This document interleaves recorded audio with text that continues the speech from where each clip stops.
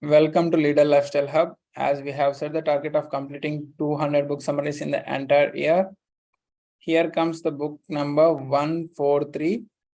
And the name of the book that we have today is Solve for Happy, written by Mo Gawdat. Let us see the information about Mo Gawdat. Mo Gawdat is also known as Muhammad Gawdat, is an Egyptian entrepreneur and a writer.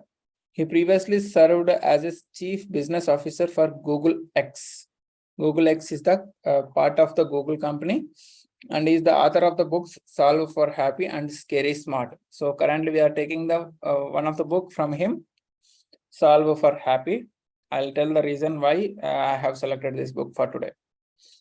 And the target audience is the 29-year-old upstart who is trying to too hard to chase success, and the 53-year-old accomplished professional who is becoming a multitasker through modern technology, and any parent who lost their child recent times. Let us see the small synopsis. Solve for Happy lays out a former Google engineer's formula for happiness, which shows you not only that it's our default state, but also how to overcome the obstacles we face in remaining in it. Let us listen from the author himself, Mo Gawdat.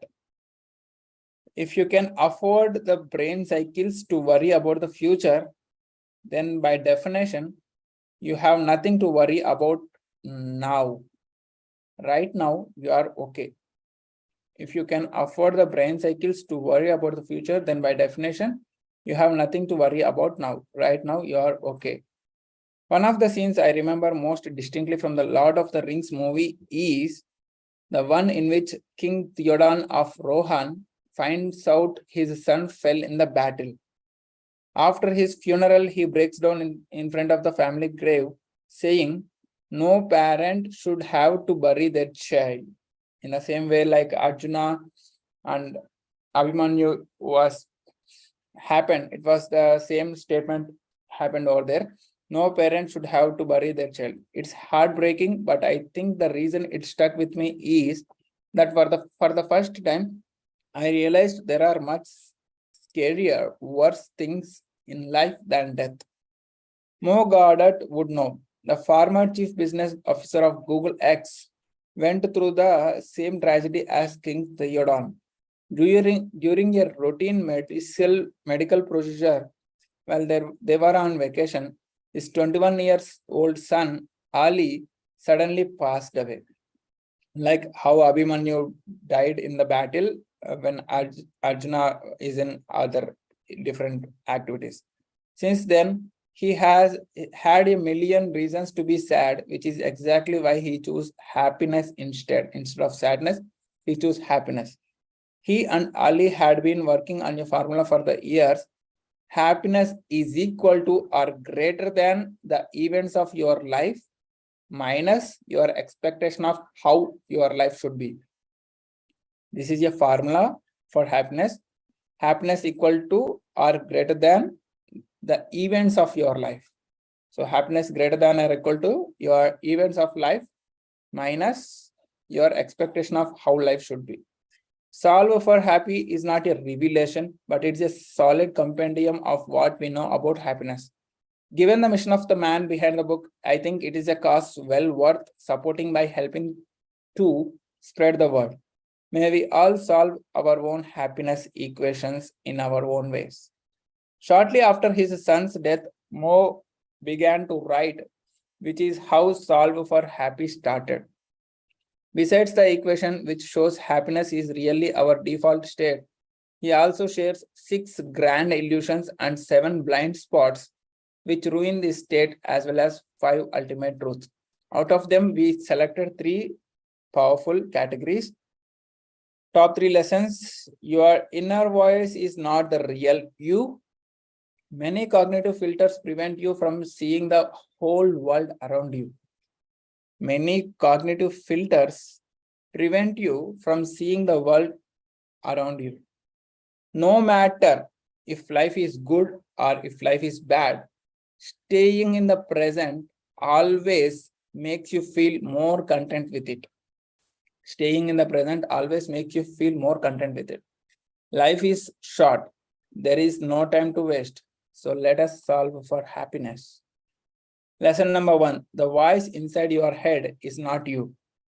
Every single person on earth has an inner monologue that runs 24 by 7 by 365 days, even 366 in leap year. It's a stream of thoughts that uses the I or you form when addressing us. Let us take an example. I should stop partying so much. I should stop watching YouTube so much. Or you can never be a professional at baseball, or you can never be a professional at cricket or basketball. The first big illusion Mo wants to help us shatter is the belief that this voice is not just talking to us, it is us. In the 1930s, Russian psychologist Lev Vygotsky found out that the larynx, the part of our body that contains the vocal cords, occasionally shows the slightest of the movements, even when we are not actually talking. He later built an entire theory around thinking and speech, indicating our inner monologue, our inner voice, is nothing but an internalization of the external speech we use to talk to others. This means we are not really talking to ourselves. Our brain just happens to use that best tool it knows to talk to us. Our minds process the outside world and then try to make sense of it as best as possible. But the resulting inner speech is just a flow of suggestions they make to help us decide what to do. That doesn't mean you have to listen. You can question these ideas as well. Say no, do something different.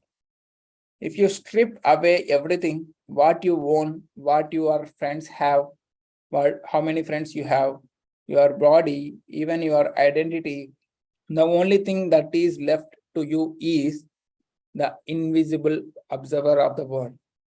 That is the real you, and no one can take it away from you. So let me repeat this. If you remove everything that what you own, how many friends you have, your friends, your body, even your identity, the only thing that is left is the invisible observer of the world, who is nothing but your real you. And no one can take it away from you. If you expect nothing but to keep observing, life always exceeds your expectations. Let us move on to the lesson number 2. Your brain's automatic filters keep you from observing everything around you. Humans are built on heuristics. They are little if then. There are a lot of if then rules for automatic behavior in certain situations. Shortcuts, if you will. For thousands of years, these heuristics have allowed us to survive, to find food, and to reproduce. However, over the past 2000 years of somewhat modern civilization, they have become a lot less useful. How to survive, how to make food, how to reproduce. This became a lot less useful. In the modern world, little threatens to kill us, which while most of that escapes us, what makes us unhappy. What used to ensure our survival now seems like a long list of errors standing in the way of us and happiness. Mo calls these errors as blind spots. Psychology refers to them as a cognitive biases. There is a long list of them in a variety of categories, but the first and the biggest may be the filters that we add into ourselves. Like how do we add filters into the image? Filters select what sensory information is passed on to your brain to process, because taking it all would be too much to handle. Let us take an example. While our eyes are very powerful, they can't visualize everything in our view. So whatever is missing the mind fills in from memory and imagination. Similarly, you will feel the fabric on your skin, the clothes, when you first put on your socks in the morning. But throughout the day, you stop noticing they are even there. So it is impossible to turn these filters off completely. And that is a good thing because they help us function. But if you try to remain aware of their presence, You can get more out of life by remembering to observe the world more mindfully and soak in every detail. So observe your filters every now and then. So that automatic filters keep you more observative and more presentive. Let us move on to the lesson number 3. Living in the present always makes you happier, even if bad things happen. Matt Killingsworth has been researching happiness at Harvard and Berkeley for several years. As part of his work, he runs a large-scale happiness study. Means he did a lot of research on the happiness, large-scale happiness, through the Track Your Happiness app. He created an app called Track Your Happiness. Over 15,000 people have joined there, and the results clearly shows only one thing. The more we focus on the present moment, the happier we are. I repeat this powerful statement. The more we focus on the present moment, the happier we are. If you think about the past, if you think about the future, the happier that you have is very less. The more you focus on the right now present moment, the happier you will be. Irrespective of whether what's going on in our lives is negative or positive, as long as we are mindful and stay in the right now moment, we tend to be content. However, we spend about half our time during doing the other opposite, like mind wandering. Mind will be always thinking about so and so, thinkings, thoughts, and events. A lot of thoughts will be going on the mind. That is called mind wandering. Like how monkey will be moving from one tree to another tree for fruits. We think about the past and what we would change, or worry about the future, wishing for some perfect outcome. But as with filters and inner speech, if we can turn off the projectors and just focus on the right now moment, we will feel calmer and less anxious. Once again, it's all about awareness and going with the flow. This is the first ultimate truth Mo shares, and he wraps it up all with in the Taoist concept of Wu Wei. Wu Wei is simply means that sometimes doing nothing is the best option, and that if you remain aware, acting will be effortless.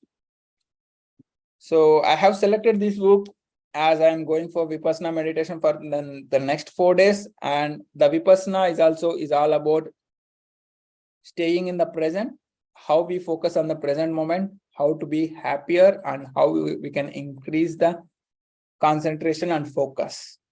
So see you in the next summary in the next Monday. Until then, stay connected, keep progressing, stay happy, solve for happiness. Remember the equation, happiness is greater than or equal to events of life minus expectation of how your life should be. Until then, share your lessons, comments, and stay connected.